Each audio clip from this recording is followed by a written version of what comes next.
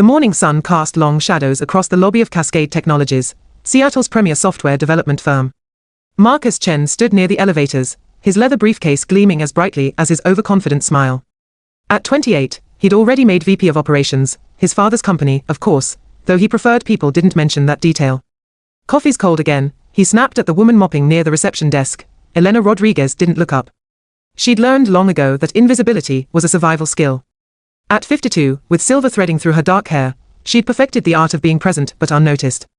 Her janitorial uniform hung loose on her thin frame, and she moved with the quiet efficiency of someone who understood that silence was often safer than speech. "I'll inform the cafe staff, sir," she said softly, wringing out her mop. Marcus had already forgotten her existence, scrolling through his phone as he walked away. 3 floors above, Marcus's father, David Chen, CEO and founder, sat across from his daughter, Sophie, in his corner office overlooking Puget Sound. "The Nakamura merger is everything," David said, his voice grave despite the excitement in his eyes. "They are traditionalists. Family values. Legacy thinking. If they see Marcus as my successor, competent, mature, ready to lead, they'll sign." Sophie leaned back in her chair, skepticism written across her face. "Dad, Marcus can barely lead a meeting without checking his reflection. Which is why I'm testing him." David pulled out a folder. "I've arranged for him to take their executives on a backcountry hiking expedition to Mount Rainier this weekend. Team building. Show them he can handle pressure, make decisions, lead people through challenging terrain." "Marcus. Outdoors." Sophie laughed. "The man thinks wilderness means a golf course without a clubhouse." "Exactly my point. He needs to prove himself. And if he fails..." David's expression hardened. "Then we need to have a different conversation about succession." Friday afternoon arrived with Marcus in full panic mode. The hiking trip was tomorrow, and he'd just learned it wasn't a casual walk. It was a 2-day backcountry expedition requiring navigation skills, wilderness first aid knowledge, and actual physical endurance. He'd been counting on hiring a guide service, but every reputable outfit was booked solid. Desperate, he'd turned to Craigslist, sketchy online forums, even asking random people at outdoor stores. Nothing. That's when he overheard Elena in the break room. She was speaking Spanish with another cleaner, her voice more animated than he'd ever heard it. He caught fragments, something about mountains, trails, her daughter graduating college, how she'd worked as a wilderness guide in Colorado before moving to Seattle. Marcus's predatory instinct activated immediately. He waited until her colleague left, then approached with his most charming smile, the one that usually worked on naive women. "Elena, right? I couldn't help but overhear. You know about hiking." She looked startled, like a deer suddenly aware of headlights. Yes, sir. I used to lead expeditions. Before." "Perfect. I need a guide for Mount Rainier tomorrow. 2 days. I'll pay you." He calculated quickly. Desperate times. $5,000. Elena's eyes widened. $5,000. That was 3 months of her current salary. That was her daughter's graduate school application fees. That was the buffer between stability and crisis, but she saw the calculation in his eyes, the way he looked at her, not as a person, but as a convenient solution. "I don't know, sir. I'm not certified anymore, and 10,000. His voice had an edge now. "Take it or leave it. But if you take it, understand something." He leaned closer, his voice dropping. "You're the help. You stay invisible. The clients can't know I hired staff to make me look good. You'll guide from a distance, feed me information through an earpiece, make me look like I know what I'm doing. You ghost. Understand?" The humiliation burned. "But $10,000, I understand," she whispered. Saturday morning was chaos barely contained. 5 Japanese executives arrived at the trailhead in expensive hiking gear that still had price tags. Marcus wore designer outdoor wear that screamed REI catalog model, and carried a pack that Elena had prepared for him the night before. She stayed 50 yards back, wearing weathered gear, carrying a heavier pack, speaking into a small microphone hidden in her collar. "The trail forks ahead," she said quietly. "Tell them to take the left path, it's longer but safer." Marcus touched his ear, hearing her voice through the nearly invisible device. He strode ahead confidently. "Gentlemen, we'll take the left fork. Better views, and it'll give us time to discuss the synergies between our companies." The executives nodded, impressed. For 3 hours, it worked. Elena fed him information, plant names, geological features, distance markers. Marcus repeated everything as if drawing from deep personal knowledge. The executives were charmed. He was natural, confident, knowledgeable. Then the weather changed. Clouds rolled in faster than any forecast predicted, and within 20 minutes, they were engulfed in fog so thick Marcus couldn't see 10 feet ahead. Rain followed, cold and penetrating. Elena.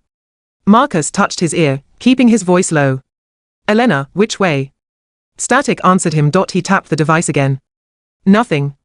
The rain must have damaged the equipment. His confidence evaporated like steam. The executives looked to him expectantly, and he realized with horror that he had absolutely no idea where they were. Just a moment, he said, pulling out his phone. No signal. The GPS app showed their location, but the trail data hadn't downloaded properly. One of the executives, Mr. Nakamura himself, stepped forward. Is something wrong, Chen-san? No. Just recalibrating. Marcus stared at the map, the lines meaningless without context. They'd passed several unmarked junctions. Any of 3 directions could be correct. He chose randomly. This way. An hour later, they were lost. The fog had thickened, the rain turned to sleet, and the trail, if they were even still on a trail, had become treacherous. One executive slipped, twisting his ankle badly. Another was showing signs of hypothermia, his lips turning blue. Panic crept into Marcus's voice as he tried one direction, then another, each choice making things worse. The executive's respect turned to confusion, then concern, then fear. Perhaps we should stop, Mr. Nakamura said carefully. Wait for conditions to improve. But stopping meant admitting failure. Meant revealing his incompetence. Marcus pushed forward, and the group followed reluctantly, their trust in him crumbling with each uncertain step. They were thoroughly disoriented when Elena appeared. She materialized from the fog like a ghost, her weathered face calm, her movements certain. She'd been tracking them, watching the disaster unfold, and had finally abandoned her role as invisible guide to become visible savior. Stop, she said simply, her voice carrying authority Marcus had never heard from her. You're heading toward a ridge drop-off. 5 more minutes and someone would have fallen. Marcus felt relief and humiliation war within him. Elena, thank God. The radio is irrelevant now. She cut him off, already moving to the injured executive. Her hands were gentle but expert as she examined his ankle, then stripped off her own jacket to wrap around the hypothermic man. She spoke directly to the executives, her earlier deference completely absent. We need shelter immediately.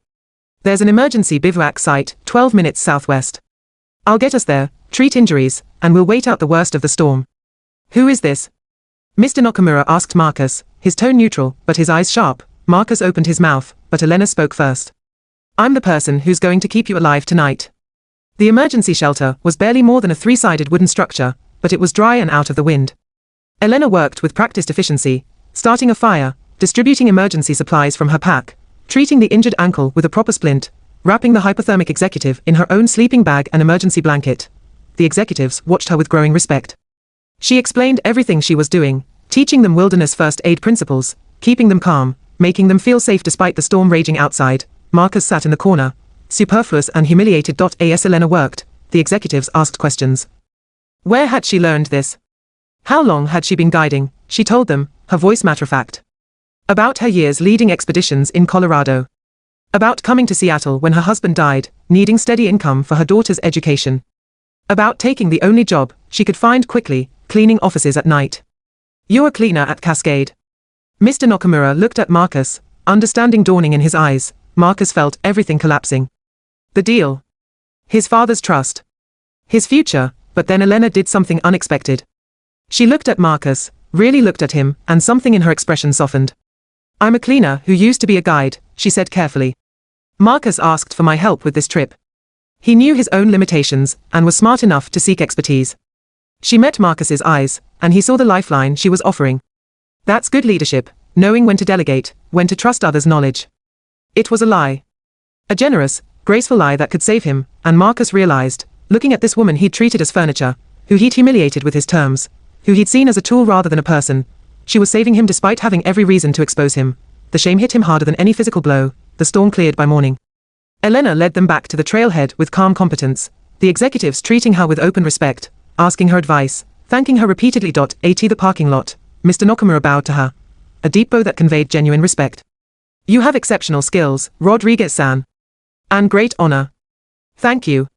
After the executives left, Marcus and Elena stood by their cars. He held an envelope with her payment, but couldn't seem to hand it over. You could have destroyed me, he said finally. Why didn't you? Elena looked at the mountains, still capped with fresh snow. Because destroying people isn't the same as teaching them. You made a mistake. You were arrogant and foolish. But you're young. You can learn. Or not, that's up to you. She took the envelope, then paused. Can I give you something worth more than $10,000? Marcus nodded, unable to speak. Stop seeing people as tools or obstacles. The woman who cleans your office. The man who delivers your mail. We're all just people trying to live with dignity. Treat us that way, and you'll be a better leader than your father ever was. She got in her old Honda and drove away, leaving Marcus standing in the parking lot, fundamentally changed. Monday morning, David Chen called Marcus into his office. The Nakamura executives had already sent their feedback. They said you showed good judgment in bringing an expert, David began. But they also said they spent the evening listening to Elena Rodriguez tell stories about her work, her daughter, her life. They were impressed by her, and embarrassed that Cascade employs someone of her caliber as a cleaner. Marcus waited for the hammer to fall. Mr. Nakamura made signing the merger contingent on one condition, that we create a corporate wilderness program for team building and leadership development, and that we hire Elena Rodriguez to run it. Not as staff. As a director-level position. With appropriate salary and benefits. David leaned back. So you have a choice. We can tell them the truth, that you hired her in desperation and tried to take credit for her expertise. Or we can make this right, give that woman the position she deserves, and you can spend the next year learning actual leadership from someone who embodies it. Marcus thought of Elena's words. Of the choice she'd given him. Make it right, he said. And Dad. I'm not ready to be your successor. But I'd like to be someday. The right way. David smiled, the first genuine smile Marcus had seen from his father in years. Then we'll start there. 6 months later, Elena's Wilderness Leadership Program was Cascade's most successful HR initiative ever. Marcus was one of her students, no longer the arrogant VP, but a humbled man learning that true authority came from character, not position. On graduation day, Elena pinned completion badges on each participant. When she reached Marcus, she smiled. You did good work, she said. Your father would be proud. He is, Marcus replied. But more importantly, I'm proud of myself. For the first time. Because of what you taught me. She nodded, and he saw in her eyes the same dignity he'd failed to recognize that morning in the office lobby, the dignity that had always been there, waiting for him to have the wisdom to see it. He saw it now. And it changed everything.